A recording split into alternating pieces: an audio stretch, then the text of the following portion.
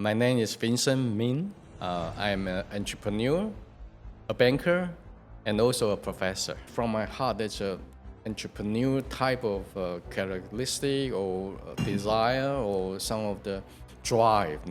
I want to run the business. I don't think I can sit in the control side forever, right? Yeah, it's not in your heart. It's not in your DNA. My whole family, brother and sister, 3 on PhD degree. Who was the first that got the PhD? In fact, myself. Really? Yes. I'm not in the same path like most of the people. Most of the people in the academic world, starting from the university, I'm not the same as I actually start to work first. My first job, interestingly, is part of national service. I actually joined Aero Research Center in Taiwan in the Defense Department. I was assigned to the mission in States. How old were you?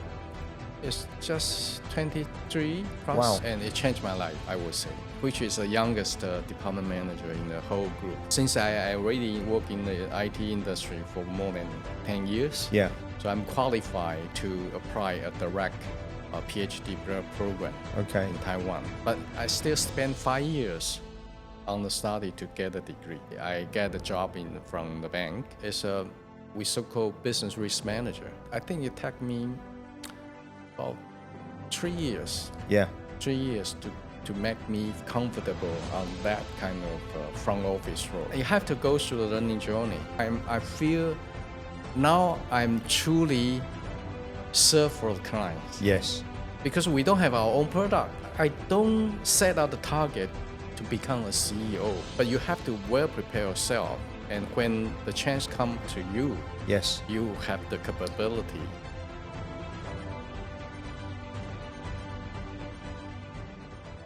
Good morning, Vincent. How are you? Good morning. I'm fine. Thank you. How are you, Paul? It's wonderful. Listen, thanks for coming. I know you've been to my house before, but this is a slightly different setting, right? Right. A very interesting experience, I would assume. Well, I'm looking forward to today's chat. So this is part of our CEO series. Okay. Now, for the few people that may not know you, can you just give a quick introduction as to who you are, please? Okay. My name is Vincent Ming. I am an entrepreneur, a banker, and also a professor. I love it. There's a lot of things that you've covered there. Yes. So wind back the story. So you grew up in Taiwan, in Taipei? Actually, my hometown is in Tainan, which is the south of Taiwan. Okay. But most of my learning journey and work experience is in Taipei area. Yeah. Now, if you don't mind me asking, I'm just very curious because, you followed firstly the academic route. So what, were your mom and dad academics? What did they do for a living? Wow, that's a very interesting question because nothing to do with academic for my mom and my father, but my whole family, 4 brother and sister, 3 on PhD degree. Okay. And most of us in the 3? Academic world. Wow. Yes. Who was the first that got the PhD? In fact, myself. Really? Yes, myself. And then my young brother. Did they call you and say, Vince, we're thinking of doing this?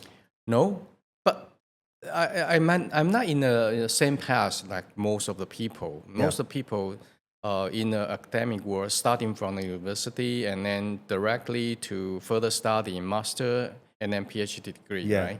So I'm not the same as most of the people. I actually start to work first. Yes. So what was your first job then? My first job, interestingly, is part of national service. I actually joined Aero Research Center in Taiwan, which is it's kind of semi-government organization. Yes. In the Defense Department. Wow. Okay. And the IT guy. So I worked there as IT and was sent to US for 2 years. Whereabouts? There. I didn't know that. Where in the US? Fort Worth, Dallas. Oh, really? Yeah, Texas. Wow. How did you fit into Texas? It must have been, did you buy cowboy boots? Well, yes. Yeah, you have to, right? Not have to, but interesting, everybody buy, right? So I think that's... Can you see there, by the way? Can you see I've got a saddle there? Yeah. Have a look. See that saddle and the cowboy hat in the corner? Yeah. Yeah, Okay. because I love it. I want to, if I lived in the US, I would love to learn how to cowboy.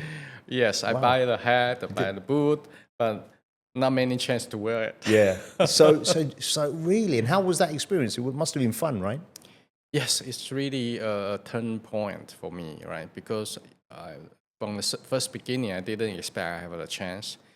But I get into and just graduate from the university, and it's a kind of part of the national service. But I just worked for half a year. I was assigned to the mission in States. How old were you? It's just 23 plus Wow. 24. You see, I think when things happen at a very young age like that, it shapes you. It opens your mind to many different possibilities. Yes, and it changed my life, I would say. Yeah. So I'm so surprised. That's the first part of my journey. Become an IT guy working in the defense department industry. Yeah. Right? And participate in the first aircraft design and manufacturing from the government. Really? Yeah. At that time, we cannot buy aircraft. Yeah.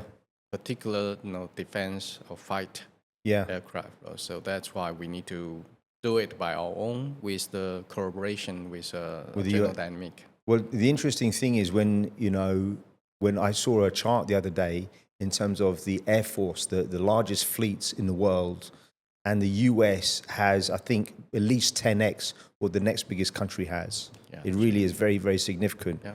So, and then after that, what happened? Then you went back to Taipei?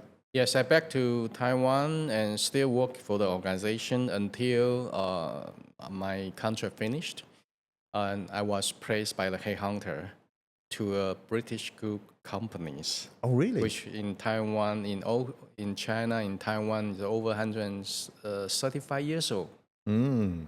Significant. Yes, I was placed as IT manager. Okay. And lead a team about 15 people there. Wow. Yes. So it's my first management role. Okay. And you're still young, really? You're still young, right? Still young, yeah, very young. Which is the youngest department manager in the whole group, British group. Wow. Yes. So that's why, I'm not traditional study, get a PhD, and get into school to teach as a professor. So did you do your master's? That was the next chapter. Well, no. I actually jumped directly from bachelor to the PhD degree study. How come? How were you able to do that? We have a pass as a qualification by all the work experience, on the big organization. Oh, really? Yes, and related job. Okay. On that part. Since I already work in the IT industry for more than 10 years. Yeah. So I'm qualified to apply a direct PhD program in Taiwan. But I still spent 5 years on the study to get a degree. Yeah. So I'm accumulate a very long work experience, and I finalized, I need to do something to study more. So then I go back to the school for a PhD degree. Now, did you self-fund it, if you don't mind me asking? Yes. Or did you get? Yes. So why I asked that question is, I always ask that question because I find that when people are later into their journey and they're doing it and they're paying for it themselves, it's very meaningful because it's a lot of money and it's a 5-year time commitment, right? Yes. Wow. And how did you choose your course and your thesis? Okay, as I mentioned, I need to be qualified to take the program. So IT is the field I work, right? So accumulated work experience is in the IT field. So I need to use my experience and knowledge to apply the program. Yeah. I still need to go through all the enrollment tasks, examination. Yeah. But it's not difficult for me, right? Because I'm in the field. So that's why I go to 2 schools to go through examination. Yeah. And I was accepted by both universities. Amazing. And a very top university in Taiwan. Yeah, really. Yeah. And so you must have been blown away thinking, wow, right? People are surprised. Yeah. Because my job, I don't need a degree, frank speaking, right? In the real world, in the industry, they always look into your expertise and experience. Yes. So particularly in a commercial company, they don't want to spend the money to hire a high degree just for the degree, right? Yes. But for the academic, you must get a degree to become a professor. That would be different. I personally think it's a lot more meaningful when you've got a long period of work experience and then you take on the academic, because it's reversed. You can apply the logic, the science that you've learned to your studies and vice versa. Yes. And it's probably, I think, because you're more deeply entrenched in what you're doing, it carries over. Yeah. But I'll share one anecdote with you that I remember my wife telling me this. So when she got a Fulbright scholarship and she got into Yale to do a master's, then her PhD in law, and in one of the first lessons, one of the students asked the professor, how do we excel? How do we get an A, right? And he said, look, you're thinking about this all wrong. You've got into Yale. You're amongst the very elite lawyers in the world. The question you should be asking yourself is, how are you going to change and make an impact on the world? Right.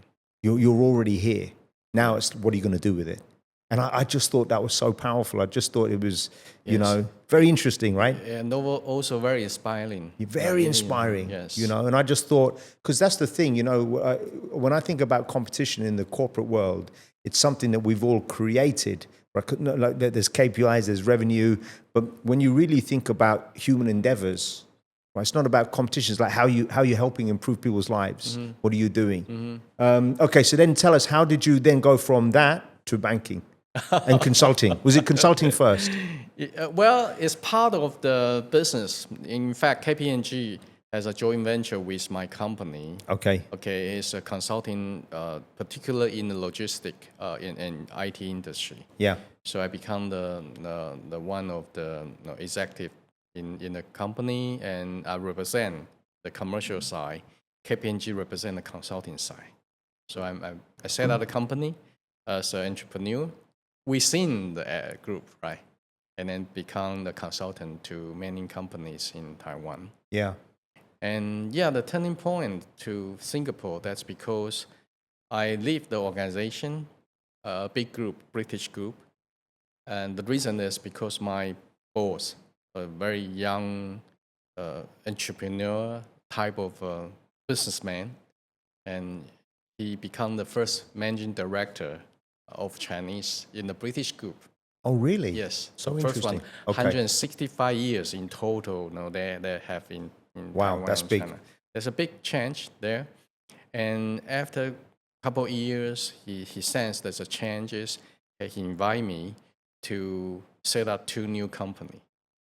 One is a software company, very different, right? Very and then different. The other one is a biotechnology company. Oh, really? Yes. I didn't know that. Okay. Yeah. So it's in the year of 1997. Okay. So very interesting development after that, because the software company, I actually respond for the software company as a president of the company, and I do a lot and have some collaboration and research and work on the software, and finally get invested by Intel. It's in the year 1998, 1999. Wow. Yeah. So we are preparing to go for NASDAQ. Yeah, because they were a major player, Intel, Yes. amazing company. Because what we do is actually very early stage of ChatGPT in Chinese language. Wow. In the field, we call it natural language processing. Okay. It's a new start and initial stage there. So Intel invests us. And at that time, we are a bit advanced than Microsoft. Yeah. So that's why the investment come to. But unfortunately, year 2000 come. Yeah. Everything changed. Everything changed. All of a sudden, all our clients with the older contract with us, all gone, because we apply the technology into the internet, right? Yeah. Become a sales agent or service agent on the internet for Chinese society. Yes. But then internet bubble wipe out all the companies and all our clients disappear. Like that. Yeah, all of a sudden. So, unfortunately, because I got the potential to be a private banking client. Yes. Not a private banker. Yes. So I moved to Singapore in year 2000. That's how it came about. Yes. I didn't know that. All the years I've known you, I didn't know that. Okay. So, in that time, there's no proper IT job for me. Yes. In Singapore. Yes. Fortunately, I get a job from the bank. Yeah. Not the banking or financing. It's we so-called business risk manager. And back then, actually business management was a relatively new concept. Yes. Because I think the bank you worked for had the critical mass. They had enough size to warrant that. But it was a new role, right? You must have been one of the first guys in that role. Second one. Second, okay. It's a big organization. Yes. Okay, so the team I need to cover is over 170 people within different jurisdictions. Yes. Including Singapore, Hong Kong, Taiwan, all the places. So the reason for I get a job because I'm in the practice, in the business, right? For so long, I know the business and I know the people, the client, the background, and the regulations. Because I'm actually in a consultant experience and all this management role in my past experience. Yes. Qualify me to do the job. Yes. Okay. Yes, you're right. There's a first initiation. They put someone taking care of the risk control in the front office. Yes. Most of the situation they put in the back as a second defense, right? Yeah. Second line or 1.5 line. But we are the put into the market. So my direct reporting line still to the control side. Yes. But you're embedded in the business. In the business and report to the market group, the management of the market. You see, for me, that makes so much sense because if you think about what is private banking, at the end of the day, you're managing risk. Yes. Right? You're And what I find in a lot of organizations, if you think about it, how many risk practitioners and compliance practitioners truly understand the nature of the business? I'm not so sure if they do. Right? If you're not meeting with a client, not sitting down, like one of the things that always makes me smile is like nowadays with the older generation of clients, source of funds, source of wealth, right? But even my own father, not that he was ever wealthy, but the story is that when he met my mum, he never had a bank account. He used to keep his cash under the mattress. Yeah, right? So true. This is not that long ago. Right, that's true. Right. So that's why in these days, those young people recruited by the bank sitting in the compliance or risk control side, there's a checklist. Yeah. Right. So they look at the checklist, ask for the document numbers. Yeah. And that's where the things goes wrong. Yes. Right? Because they don't understand the business. They don't know the businessman in the business. Yes. They don't know the industry practice in the local country, in domestic environment. Yeah. So that's a big gap. Big gap. Very big gap. But so that's why, luckily, I got a job in the banking industry and starting from that role. But I'm true entrepreneur. I don't think I can sit in the control side forever, right? Yeah, it's not in your heart. It's not in your DNA. Right, not my DNA. Yes, that's a business risk need to control. Yeah. But I still more pro business. Can I ask you about it? Because this is a very interesting point. So when I speak to a lot of people at all chapters in their life, quite often they'll come to me, Paul, I'm thinking of making a move. Then I always ask them why. So one of the questions I try and find out is, what's your reason why? Mm-hmm. What's driving you? And then I say, firstly, are you an introvert or an extrovert? Mm-hmm. So are you an introvert? I know the answer, but are you an introvert or an extrovert? What would you say? I would say I want to try to balance on both sides, right? But in your heart, in terms of, because I'll give you a good definition. I'm an introvert. Most people will not believe me. So I always say an introvert, even if we enjoy spending time with people, it naturally depletes our energy. So I've had to learn how to be extroverted throughout the course of the day. But in the evening, if I've done it all day, my social battery is gone, right? So I've learned to be extroverted in a professional context. But the truth is, if I had my own way, I would be very quiet. But is that you? Similar. You. Yes.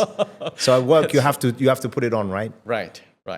So that's why for the job, sometimes you need to find the balance on both sides, right? Behave differently. Maybe as you mentioned, in the daytime and in the nighttime. Right? Yeah. They will be different. So at this point, you were introspectively asking yourself a question, what's next?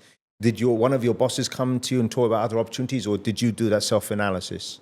Well, actually, there's an opportunity for me comes from the organization because I'm worked with IMs for so long, right? Yeah. They like me very much. And they trust you, which is a big thing. Yes. Yeah. So although they always push those difficult part to me, right? Yeah. So clean the mess and sort it out the troubles and find a solution, help them exit from the trouble, right? That's always I am doing with them. So they trust me very much.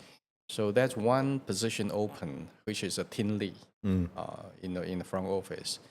So people actually approach me, said that, well, you are the best candidate to take over the team. Which is brilliant. And that's the Taiwanese desk? Yes, in the Taiwan, Greater China Greater market. China, Yeah, okay. Greater China market. And then did you hesitate? Did you say, let me think about it? Or you said straight away, yeah, I'm up for this? Well, because it's a big challenge, a big step up, different role completely. Yes, you're right. So I take few days to consider, and then I say yes because I believe I can do it, right?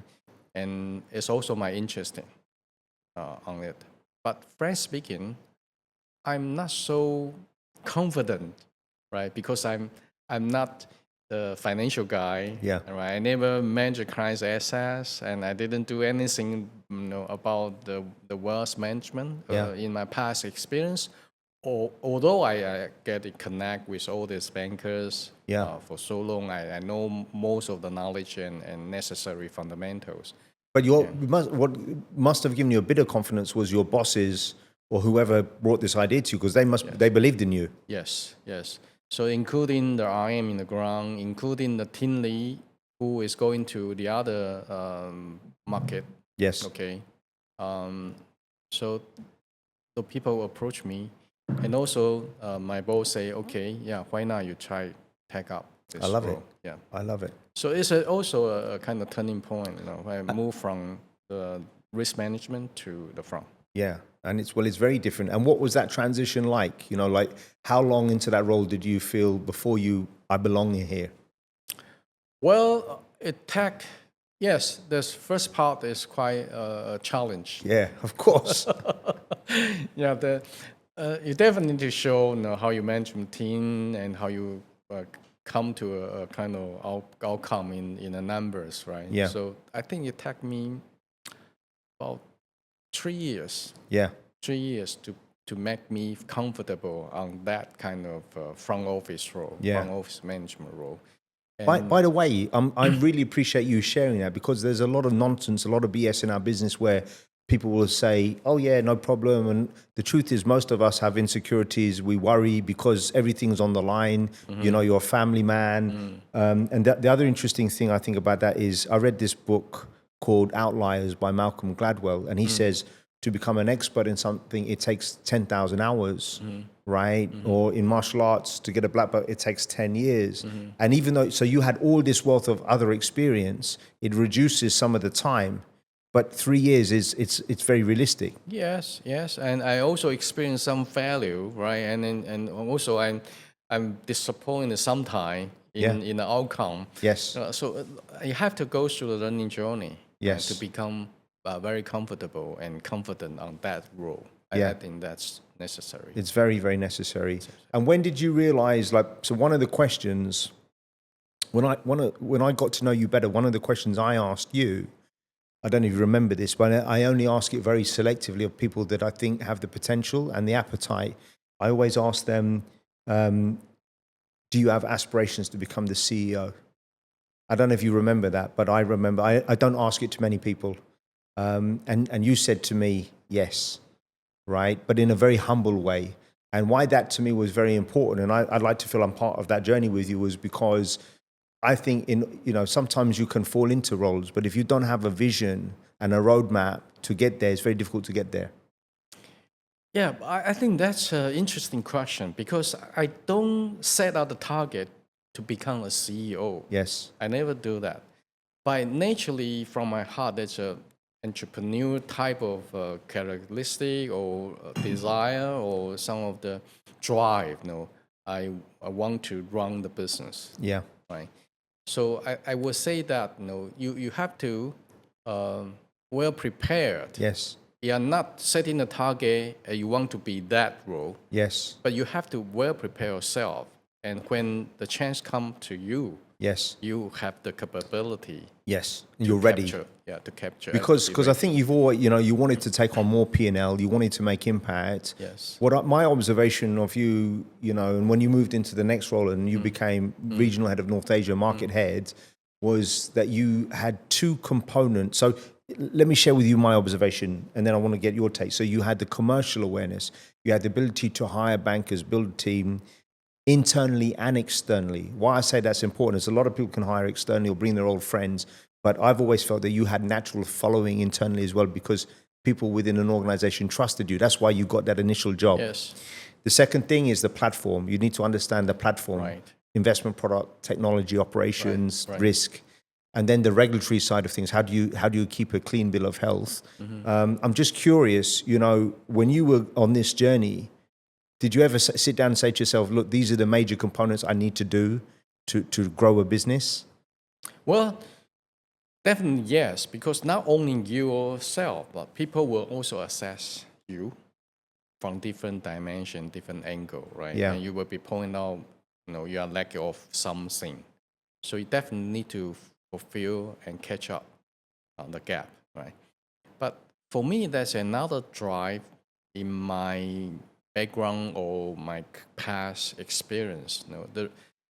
People ask me the question from the beginning, why you try to get a PhD degree? Although you're already in a senior management position, you have accumulated a good job and work there, why you invest time and effort and money on that? Yes. Okay. And for the people only know my professional background, they also come to another question. You're an academic guy, you don't know the business. Right? So that's very interesting because I actually got the PhD degree. That's because I accumulate expertise and knowledge from the job.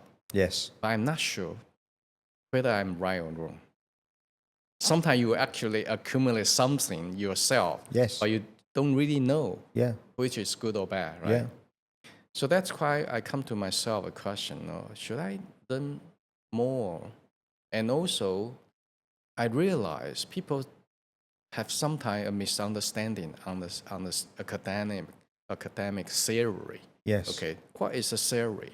Yes. In fact, a theory is something to explain, to summarize the phenomenon of the real world.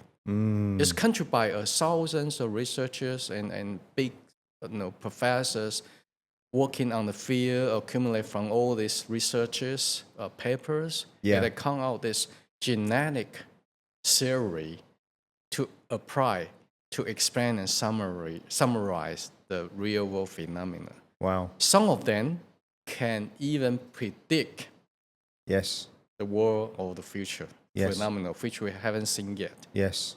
So just no matter it's a technical technology side or in the social kind, the old theory, that's the most valuable, important of that. So interesting. Yeah, so that's why I try to map the theory in my work, the field work, and find the right way and also predict what might happen. So interesting. Yeah. I'm curious. I wanted to ask you some questions, if you don't mind me asking these. What do you see, if I say what makes a good private banker? Now, a lot of people in theory will say, great AUM, great revenue, boom, boom, boom, boom. But I'm looking a little bit deeper. What do you think represents a great private banker? I think I always look inside of the person. Very difficult, very challenging. Yes. But you have to do it. What's the nature of the personality? It might come from the born nature. It also might come from accumulated background in his past journey in life, right? But you can always find some characters which will be the fast fit for the relationship manager in the front office. Yes. Okay. Even his junior, even sometimes the banker in the first few years is not performing. Yes. Right. But from the nature of the person, he will be successful in the RM role. You see, I've covered private banking for 20 years. For me, I think you're one of the rare few people that truly understands how to nurture young talent. And to be fair to a lot of senior managers, the problem is everyone's under pressure to deliver today, right? But I know that you have personally taken young talent under your wing and you've seen them. And I'm talking about guys in their mid to late 20s. Yeah. And in most organizations, they wouldn't have been given the time to develop and they would have been squeezed out. And some of those guys have gone on to become rainmakers, right? So I'm just curious, like when you look at that and you're trying to identify that, what are the qualities that come through to you? What do you see? Okay, the first one, she need to very show what's the role or what's the kind of professional career he's looking for. Okay. I take one example. Please. Okay, very young guy, young gentleman, fresh graduate from the school. In my first private banking management role, I actually the one who is the most out of box hiring. Yes. I actually sponsor for the analyst program and then try to find out the talent from that. So I see one guy with true determination. Yes. And put in all his time and effort and soul on the job he want to get, which is a relationship manager. Okay. How is the determination? Most of the students acquire to study here in Singapore in a university. Yes. And with a scholarship offer. Yes. It's in a technical engineering side. Yes. But this guy want to go to the financial industry. So in the university study, he go for the financial courses. Yes. He even get into the CFA. Oh, wow. Okay. It's not easy. Yeah, right? Not easy. Not easy. And he attending all those social event, connection, know people, and try to find every opportunity he can be part of the financial industry. That's how it's determination. Yes. Right? But definitely he don't have any crime. Yes. There's no crime. Yes. But how can he get a crime? Yes. That's the key. That's the key. But I can see the potential if someone is so determined. Yes. He want to be the role. Then he'll get there. And he put all the time and effort to prepare himself. Yes. He definitely will find a way. What I find so interesting about that insight is most hiring managers and most private bankers themselves, when I speak to them, they always talk about their existing clients, which is, of course, okay, but they never talk about future prospective clients. Right. And I think what private banking is different, because if you're a regular business development person, every year you're doing more business development, you're getting new accounts. Private banking doesn't really happen like that. If you're fortunate, you'll end up with a good solid base of 20, 30 clients. You'll have maybe 6, 8, 9, 10 key clients, and they'll stay with you and you'll stay with them for the rest of your career. So that kind of stops. But I think that thought process, especially if you become a team head, market head, you have to think about future business development the whole time, right? Yes. But unfortunately, there's a reality, right? Yeah. The bank will look into the numbers based on the current performance. All the decision is based on the numbers. Yeah. So how you can justify and how you can try to defend for your view, even it's not political right? Yes. Then you have to make up mind and you want to put your head on that. So that's you have to do.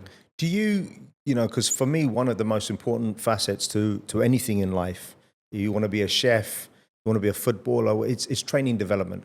And when I look at, in the world that I'm in recruitment or in private banking, I think people think of things in a very binary fashion. In other words, so the irony is, as a private banker, your job is to give advice to your clients, to help them make money, not to lose money, preserve money. But without the client, you can't do that job. So a massive part of your job becomes sales, creating that client in the first place.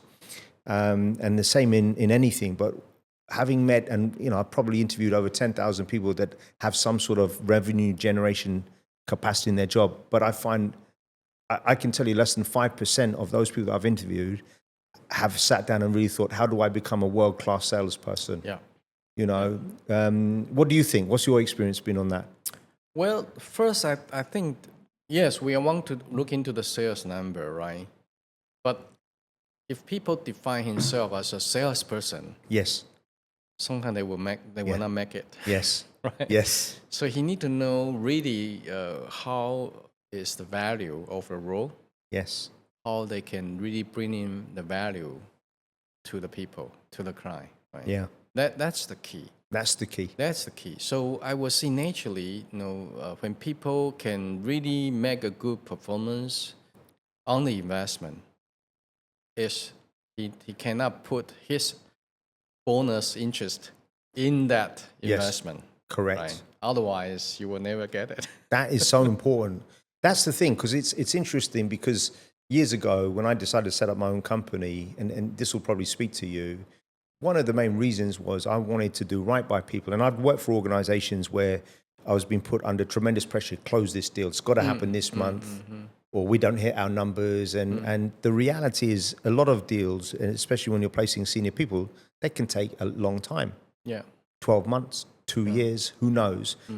What I've always tried to do is, so for example, is if you are adding value to people and you care about them, I think especially senior people, they'll know instinctively. So I never think about the money. The money in my mind, it will be there, right? Because you're helping people. And the other thing in private banking is you're dealing with, you know better than I, you're dealing with extremely business savvy practitioners, typically business owners, and they are probably able to have a bullshit detector. They know what's real, what's not. It's true. It's true. Particularly, they are not just one bank or one banker serving land, right? Correct. They have so many bankers around them. So very easily they can identify what's the agenda and what's intention, bring the benefit to them, or just want to make a deal. Yeah, close, right? You can tell. Yeah, we can tell. Now bring us into this chapter, this part of your career. Give us an overview of what you're doing now. Well, very interesting change actually for me. I've been in the banking industry for so long, and I have seen those global international company, bank in the private banking industry, and I also see the local private banking, right? So I actually feel the senior management in the banking industry are actually facing two challenges, right? The first one is how you can deliver what the banks require you to deliver. Yes. Right? At the same time, you are facing the client. Even I'm not directly manage the client, but my team are facing the client. In the joint call, I'm sitting in front of the client in person, right? Face to face. So at that time, you need to make how you really be truly in the front of a client, say that, no, I'm serving you. Yes. Okay. Yes. All the bank will have some campaign, promotions, or they want to push certain products. Yes. That's nature of the business. Yes. So you have periodically a target on certain campaign, certain product, right? And you want to push it. You want to have the numbers. Yeah. But when you talk to the client, you want to bring this to the table. You want to believe this bring to the benefit of the client. Sometimes yes, but sometimes might not be. Yeah. Right. So the senior manager will also facing this challenge, right? So that's why I'm now working differently in a global family office. Yes. It's a multiple family office, right? So we have the vision of the founder is want to set up a company to serve a billionaire families, right? But not only the billionaire family, we will still have a surrounding client from the relationship manager. We also serve them, but we need to find a best way to serve them. So back to your question. Now I feel I'm truly serve for the clients. Yes. Because we don't have our own product. Yes. We are not trying to promote something to reach a financial target. Yes. We are serve for the client, because the client give us the mandate. Yes. The client give us their issues, their problem. We need to find a solution for the client. Yeah. Okay, so that's why I think that's the different role now. Our KPI is only one. If I cannot serve the client properly, the client is not satisfied. Yeah. They don't want to use us. Yes. We are out of the job. Yeah. Right? So you have to deliver that value. Yeah, we have to deliver value, and we find the best for the client. So you've eliminated that whole conflict of interest. Yes. I think the company, the group of company Azura set up is because by the request of the client. Yes. Okay, so that's why. That's where it came from. That's right. Yeah. That was the genesis of it. Yes, yes. And, now in your role as the CEO, you have a balance of growing the business, making it clean and healthy. How have those challenges come to you? Because it's a step up and a different type of responsibility now. Yes. Everything right. kind of combined together from your previous experience, right? Yes. I think the biggest challenge will be Singapore office is the only one office in Asia. Okay. Right. So most of our other office in Europe and States, and now the majority of the clients are European, Mid East, US. Yes. Interesting. Yes. Now I'm responsible to open up the market in Asia. Yeah. And Asia have a different culture, different mindset, different local business practice. Yes. And even the banker, they are facing different issues, right? So that's big challenge is how to convince Asian client to buy in this idea. Most of the Asian clients want to manage things by themselves. Yes. Okay, so they set out not very professional teams. Yes. They just leverage what they have in the organization, in a company, and the people surrounding them to manage the wealth for them. Yeah. Right? So, but then they're facing the issues. Most of them are the family members. Yeah. Right. They are not in the professional financial industry. Yeah. They have a challenge and difficulties to manage the wealth of the family in the most productive, most efficient, and the highest. Yeah. The real. Yeah. Most importantly, safety and avoid the risk. Yeah. That whole balancing act. Yes, but how the client in Asia can move to understand the benefit and the nature of the multiple family office. Yeah. This is the key, right? That's the key. That's the key. What are some of the major challenges that you see in running a multifamily office here in Singapore and in Asia? Is it the infrastructure, the regulatory side of things? Is it educating the clients and gaining their trust? Okay, I think for the infrastructure, I think Asia is very good, productivities and a lot of innovation, advance, and the momentum, I think, is much more stronger. Yes. Right, in Asia. For sure. Yeah, but the challenge, as I mentioned, is, Asian people, they want to make control on full ownership. Yeah, full ownership and full control. But that is not, good for the marketing and the business of multiple family office. Yeah. So that's a transition period. How long will it take? I don't know. But you look into the wealth of the family. Yeah. In Europe, in States, maybe already 100 years. Yes. 8, 9 generation. And for Asia, take the Greater China as an example. Yeah. 2nd generation. Owning. Yes. Everyone's so new. Yes. All the first generation in the age of 70, 80, 90, they still want in control. Yes. So the 2nd generation, 50, 60, they're still not taking the full control power. Yeah. Right. So just imagine, how to make the right of the family succession, the wealth, pass to the next generation. Yeah. There's a lot of issues in Asia. I already see a lot of things happen. Yes. The business owner in the first generation, they want to hand over the business to the second generation, but the second generation might not interested to do it. Yeah, and also might not have the capability to take over. Yeah. What to do? Since there's no plan for this succession, yes, they are facing challenge. It's so tough. Tough. I just had I had the pleasure of having dinner with the owner of a vineyard. He's the 7th generation owner. Yeah. He's based in France, and I was just talking to him about like, how has it happened that one of his daughters has taken over the business and that transition. And I asked him what his relationship was like with his father, and he said it was testing. It was very trying at times. And I've been using this quote recently because when I talk to, you also have a son, I have a son, but I always say when you have a lot of boys with their dads, this is the relationship. When they're young children, they idolize their fathers. And then later on, they demonize their fathers. They fall out of love with their dads. They don't like them anymore.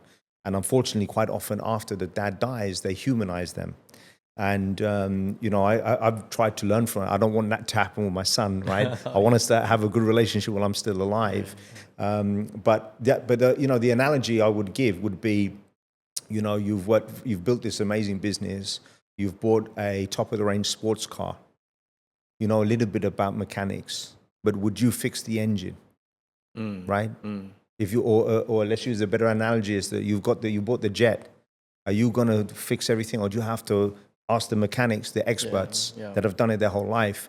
And there's that. And it was funny, because I was talking to a friend of ours about insurances, and I was asking, well, what are you doing? Like, how is your presentation and your pitch?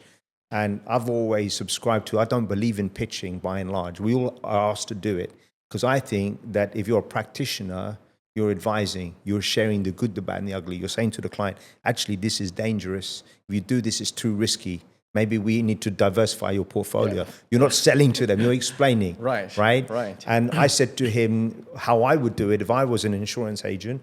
If I met a client, I said, well, look, if you own, for example, a stable, and you had horses, and you had this one horse that was a grand champion and was breeding other champions, and that horse was making you $20 million a year, would you insure that horse?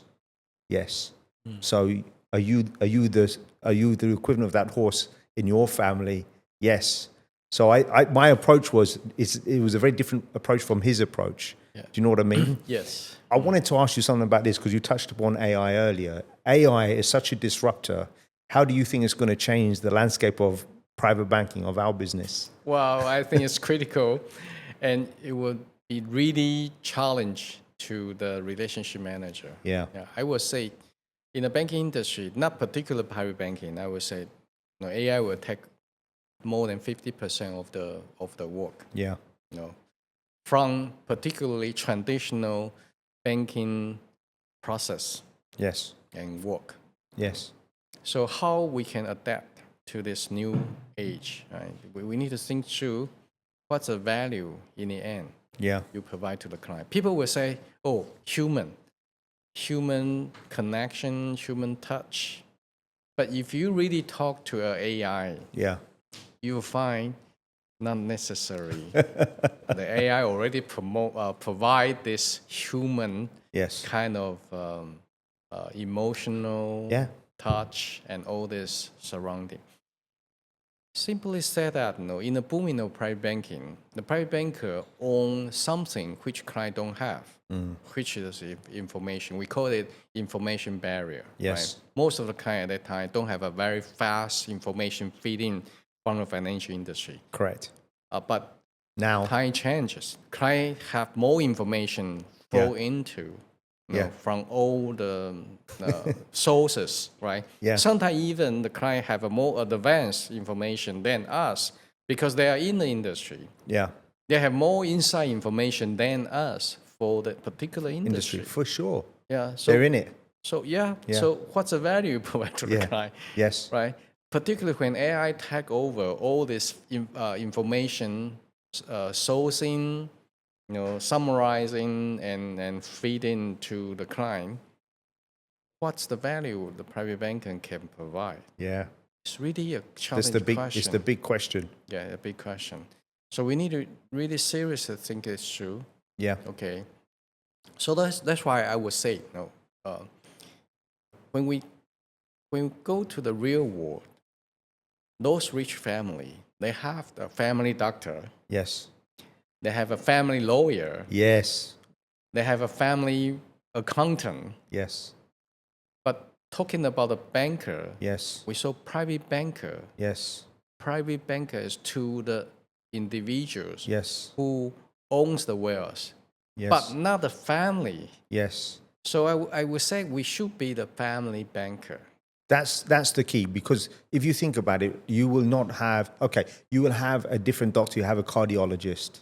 Yeah. You have a lawyer, if you're a shipping lawyer, if you run a shipping company, but you unfortunately one day might need a divorce attorney, yes. right? but what I found with private banking is the reality is every client is multi-banked. Yes. So and they don't know the full 360 view of your portfolio. So say you've got 100 mil with 5 different banks, $20 each. That banker's only going to talk to you about that $20 million. Yeah. And it might be a conflict of, information with the other 80 million. You're right. This is where things are not working. You're right. So that's the whole structure and mechanism issues. If we can be a trustful family banker, Yeah. actually clients are sharing with us all the family issues. Yes. Not account investment, how much they earn in the account or losses in the account. No, it's not the case, right? The private banker, if we working on that particular bank or account, Yeah. the value we can add will be gone. Yeah. Will be gone in the AI.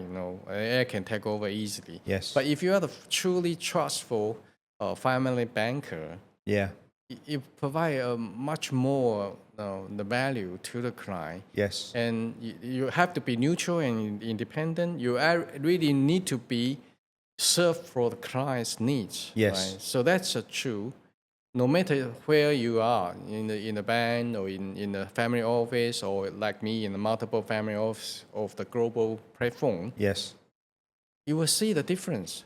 Do you know what's interesting is when you think about it, when I watch interviews with very senior business owners and they look back, they thank a few people, but one of the things they always said, have a great relationship with their banker because they had to leverage at some point. And there's a famous Donald Trump saying, which I always, from years ago, which was, if you owe the bank $1 million, you're in trouble. But if you owe the bank $100 million, they're in trouble. And it always made me laugh, that one. You are right. Not diversification is a must. Yes. Right? But once you make the diversification, then you need to think about how you manage it. Yeah. That's the key. I'm lucky getting to a global multiple family office. We have 7 offices around the world in 7 major financial centers. Wow. So if the client need to diversify, you can help them. We can help them. What? We manage the family wealth, the family business. Even the business need to be diversified. Yes. Our team in that jurisdiction can also help. Yeah, I mean, and nowadays, listen, everyone is multi-jurisdictional, right? Yes. The world is a small place now. When you look at people in our industry, what do you think they need to be doing? Let's just say, the next generation of people, or even in today, current bankers, to upskill. What can they do to take their career forward? Okay. Frankly speaking, due to the structure issue, the bankers sometimes will be restricted, right? Restricted in offering banks view, offering banks products, offering the service within the bank, the scope. Yes. Very difficult for them to become really a family banker, right? When you talk about tax, no, they cannot because they don't have license in the bank to do so. Yes. Talking about the wealth insurance, they need someone out of the bank license to help on that. Yeah. Right? Okay, but very difficult, but you still need to equip yourself when there's a talking point you can understand. Yeah. Even you cannot provide advice, but you can understand client's requirement and issues. Yeah. And you can find the proper business partner, to fix the issue, find a solution for the client. Yeah. Yeah. I find, when I meet people, very quickly I can work out, are they a problems person or a solutions person? Yeah. Right? Very, very quickly. Like, I'll give an example. I placed someone, a pretty senior person a while ago, and she was complaining to me that the bank didn't do aviation finance. And I've known her for 17 years. And I said, but you've never done aviation finance in the last 17 years, and you already knew the bank didn't do this. And she said, yeah, but I need to do it now because she's under AUM and revenue pressure. Okay. And I said, have you spoken to your boss? And in Asia, in any culture, but it's certainly in Asia, going to the big boss, the CEO, is not something that you'll do lightly. So I said, look, meet with me. And what I did for the first half an hour, I just let her complain because she was worried. I understood that. So I said, okay, let's try and find a solution. In my opinion, if you find a solution, even if the bank can't charge and you don't see anything from it, you add value to your client, you create a lifetime relationship with your client. Right. And then, but by the way, it's not that she's not capable. It's what I realized is because the problem that she faced was different from what she's faced before. I'm so used to dealing with problems left, right, and center. I just always go back. So I always say, take a backward step, analyze, create some objectivity. So I said, look, give me half the day. So I made 3 calls. I found an aviation finance lawyer. They ended up doing the deal. The bank got $250,000 referral fee. Yes, right? That's a great. Just to sit down and I just said, look, it was not, because listen, the reality is there is a solution on the other side of the mountain. You got to go over the mountain or around the mountain, I want to ask you some rapid fire questions, if I may. So professional questions, data, intuition. What drives your decisions more? Data or intuition? Definitely not the data. Right? In fact, my background is actually double E, electronic engineering, yes. and then IT, information management. Yes. Right? From the nature, I should more focus on the information, right? Yes. Based on the information to manage. But the world is not.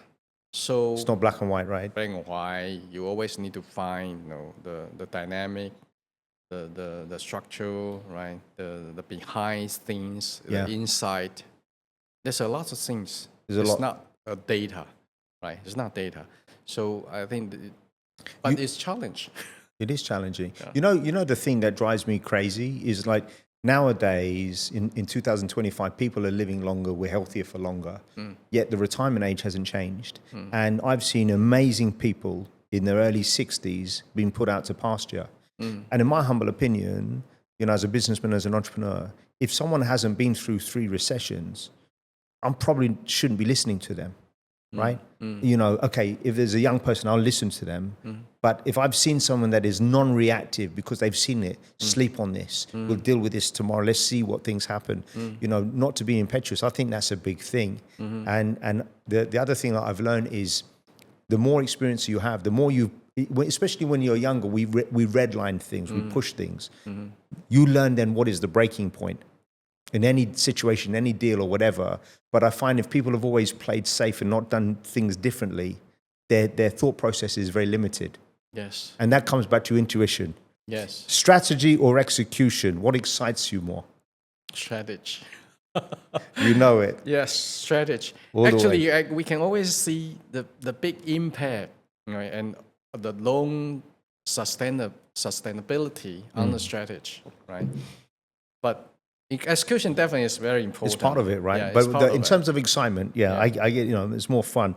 What do you think are the top 3 qualities that you prioritize when hiring banking professionals? Okay. Most of the people in hiring look into the past numbers, right? The AUM they manage, the revenue they generate, right? Yes.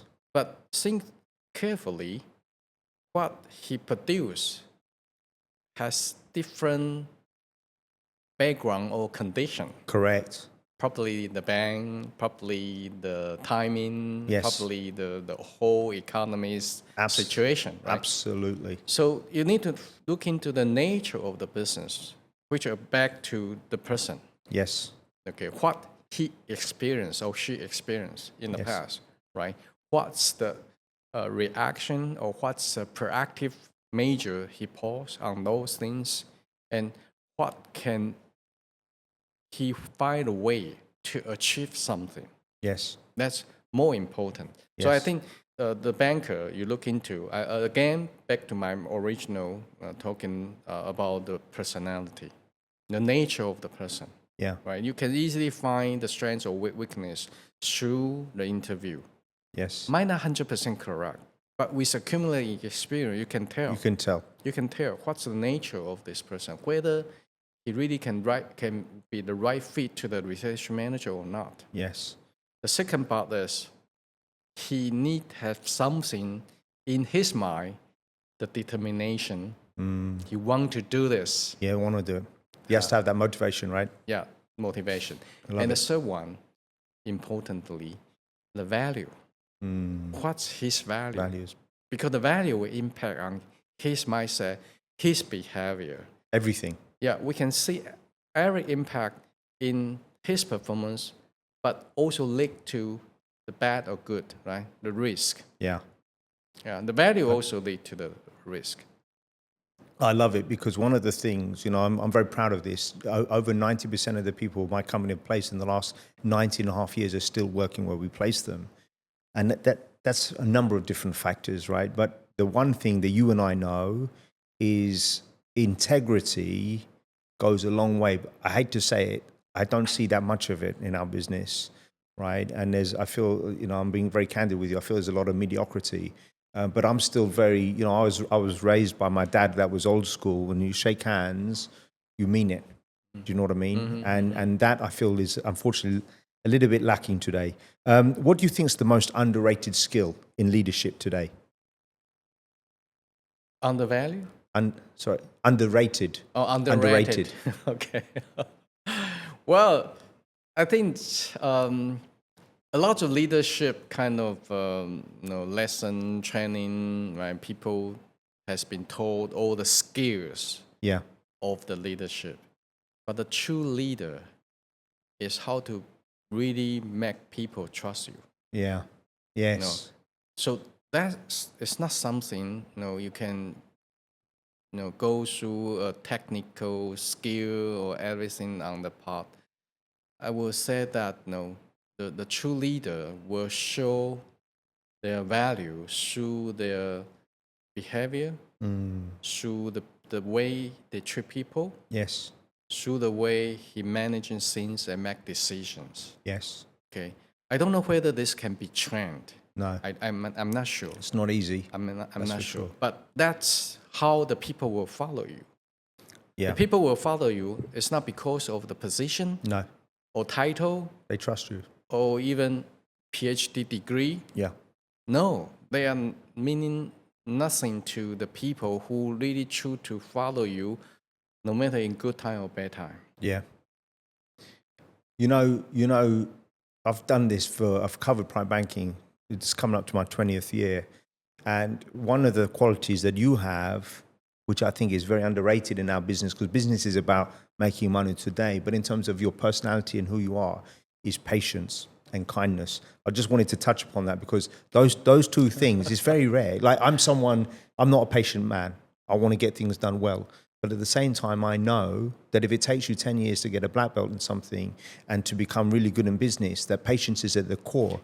And when you look at I've just reread this book about the 5 rings, about this wonderful samurai warrior. And the thing about these amazing samurais from the old days, they would often would do calligraphy. So you had yin and yang. You had this, yes. This side that's very dynamic. You're an assassin. You're killing people. But in order to balance it out, you have to have this slow, gentle technique side of things. And I think that's a big part of life. That's very good conclusion on that. Yeah. Right. Yeah, you are right. Yes. It's interesting, right? There's no short-term kind of solution or value in leading people. Yes. They have to be really in their mind. Yes. Believe it, right? Yeah. Financial metric is often overlooks most critical decision making. Everyone's looking at the numbers. Yeah. But when you look beyond the numbers, what do you see? Well, I will see a lot of infrastructure, a lot of kind of structure issues, right? I think number is the outcome. Yes. In Chinese saying, there's a 因果 means 因果. whatever you see in the outcome is something you planted in the root causes. Yes. Right. So how can we find the root causes of the number, particularly when you facing the challenge, right? And you need to make the decision how to face the losses, how to cut losses. Particularly difficult to make the decision. Yeah. Cut the losses now or give it more time. Yes. To see the outcome. Yes. Right. So then you need to back to see, how is the root causes of the current outcome. Yeah. There are more issues in that part. Yeah, so interesting. Yeah. What financial trend do you think is overhyped? Sorry, overhyped, like overrated. Overrated, okay. Anything that jumps to mind? Financial numbers. No, financial trends. Or financial trends. So it's like when Bitcoin came out, or when people were looking at what is going on in the market, everyone is running towards something. Okay. But do you look at it and say, listen, this is just a lot of white noise, it's not real? Okay. I would say blockchain and digital assets is definitely the trend. Yes. And it's not reversible. Because people sometimes will say, oh, it's just a cycle, it's just it's here to stay. Yeah, it will change. Yeah. But I do see this impact will be continuously, and they will not turning back. That's for sure. That's a trend. Particularly, you see the traditional financial industry, how it work, and you see the blockchain, how that can change. Yes. You will see a lot of potential and value there. Okay, so you will never compete, using the blockchain technology, and you compete with traditional process, even it's already computerized. Yeah. Right. For example, issue a bond. Yes. In the traditional industry, compare with you structure a tokenized real world assets. Yeah. The cost, the efficiency, even the security will be different. Yeah, so interesting. As a CEO, what is the one KPI that you have in the back of your mind when you're measuring your staff? Okay. Well, definitely you cannot avoid the financial numbers, right? Yes. But also you need to see how they structure the work. Yeah. Then how they make the progress. Yes. Sometimes people facing the challenge, or disappointed, or the button of their career. Yes. But how he rework. Yeah. Bounces back. Balance back. Yeah. Find a solution. I love that. And make it work, right? So the KPI very easily show me what you have done. Yes. Okay. And why you get this outcome. If he can understand and find the problem, then there's highly the chance he can fix the problem. Correct. I love that. I love that. You look for it. You know what's interesting is when I talk to my team and I'm coaching people, I say one thing, that there's no obvious grade for this. But in school, when I went to school, they had this. And it was, so you had your grades. And academically, I struggled. So let's just say I got an A for this, a B for this, a C for this. The one grade we had was called effort. Yeah. So you could be minus 0, 1, or 2. Yeah. And the one thing my mum always made it very clear was, Paul, you got +2, which was the most on every single subject, right? That was the number one thing. And to me, I always look at people's effort, and then I break it down. I just say, well, look, are you trying to improve? Are you analyzing? So I always say, if you do something badly, of course, analyze it, improve it. But also, if you've done something well, understand how you can repeat it so it's not a fluke. Find 2 or 3 different ways to do that same thing and replicate it. Look for the patterns. I find that very interesting. Yes. High impact. What's your definition of a high impact leader in one word? Well, we said trust before. Yes. Anything else? Well, if I want to think a second word, on the leadership, is you need to inspire the people, right? Yeah. And because you cannot push the change from outside. Yes. All the sustainable change will have to become from inside. Yeah. Right? So you know the weakness of the people, but how you inspire them to improve. That's a challenge to the person, also to the leader. Yeah. That's very interesting you say that, because I have analyzed over the years. I've got certain, so in theory, if I place someone at this level with any client I work with, in theory, I'll get roughly paid the same. It will vary. So what is the difference for me between the clients that I want to really deliver for? And it's that, so for example, if you call me today and say, Paul, I need to hire a secretary, it doesn't matter. It's not a C-level role. If it's important to you, it's important to me. And why? And it's that word, it's inspiration. Because it's like, and it's also going back to what you said, because at some point you trusted me, you gave me something, I want to deliver for you. And I think that's something that people often overlook. Yeah. Right? Because the reason why someone wants to do something for you, it's not because they have to, right? Truly to be a great leader, they've got to be inspired by you, because they could go and work somewhere else. It's not a prison. They could do what they want. True. True. Yeah. Okay. So describe your, if I ask your colleagues, past or present, to describe you in one word. My colleague. Yeah. What would they say? Well, the most of the word I receive, they think I'm a kind person. That is very true. Yeah, the kind person. I think the reason for that, I will never make the critical decision based my own interest. That's key. Yes, that's key. Yeah.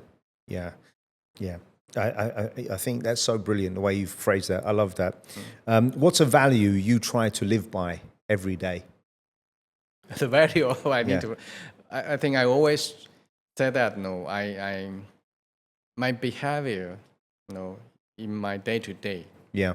I always remind myself, I cannot, fail. Yes. The trust of the people. Yes. That's key. That's key, right? When I do something, I think, well, for the people who give me this or who want me to do this, because they trust me, right? Yeah. So that's what I do day to day. I cannot feel their trust. I love that. It's very powerful. Let's just talk. I want to get people a bit of an insight into you. So how do you unwind in the evening? How do you relax? Like me, a glass of wine? Well, I'm poor. I'm not good in drinking. Yeah. Okay. Particularly, I cannot, resolve the alcohol nature of my body. So I listen to the music, but I love to look movies. Yeah. Really? I didn't know that about you. Really, me too. All sorts of movies. All sorts of movies, but particularly those something relate to the future with the kind of technologies. Well, listen, if you go back to the Terminator with Arnold Schwarzenegger, where the robots are taking over, it's AI. You can kind of see it now. Like ChatGPT is becoming people's best friends. They're going for advice. On relationship advice. ChatGPT, my wife and I just had an argument last night. This is what happened. Can you please create a nice poem for me to send to her? This is what one of my best friends did the other day. And he read it. He made, but what he's very clever, he put some spelling mistakes in it. Yeah. Then sent to his wife, and then she bought it. You're right. But just imagine. Yeah. Which is the earliest movie you have been in your mind talking about the future. The now it happened now. Right? Yeah. It's already, the movie there for 10, 20 years talking about the AI, what's people. Happening. What happened? It's real. It's very real. It's real. And it's happening far. You know what? It's exciting, but it's very scary because I think, our future grandchildren, I don't know how it's going to impact them. Who knows? As a guest lecturer, if you could guest lecture at any university, what topic would you choose and why? Well, actually, it's not just you say that. I actually doing that now. I know. But you could choose any topic. Oh, okay. Any topic. Any topic. Yeah. Okay. I think I'm I'm always pick up something relate to my experience because I believe that's something I can help. Yeah. I can become a legacy to pass through to the young people, to the young generation. Yeah. Right?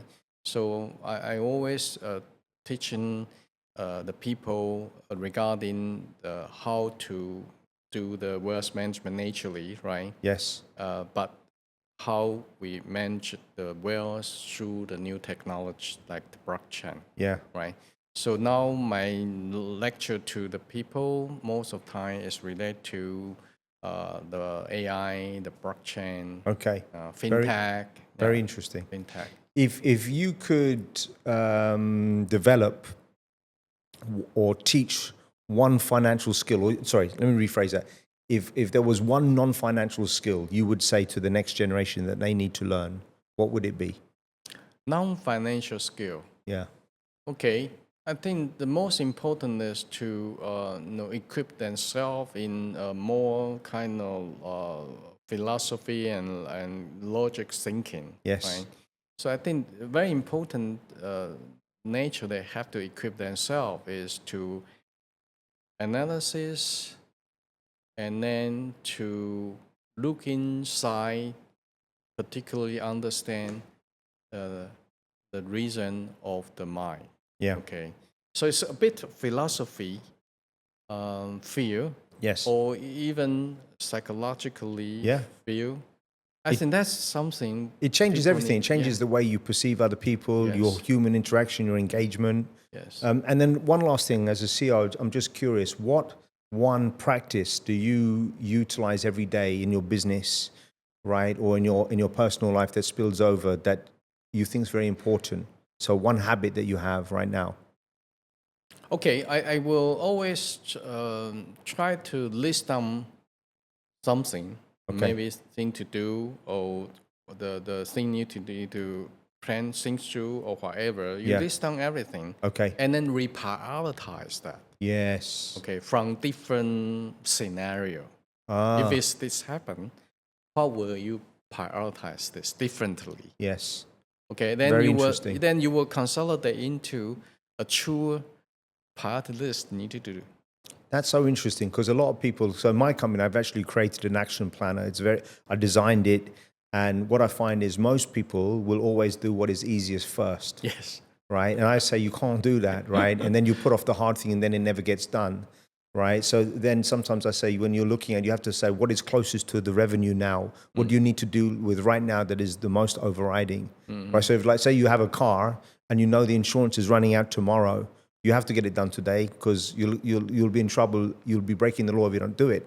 You're right. So it is interesting. Yeah. Well, Vincent, I've known you for many years. It's been a pleasure, and I'm grateful to call you a friend. Thank you so much for today. Thank you for your invitation. Beautiful. And it's a very interesting experience, Paul. Great chat. Yeah. Thank you. Thank you. Thank you. Thank you.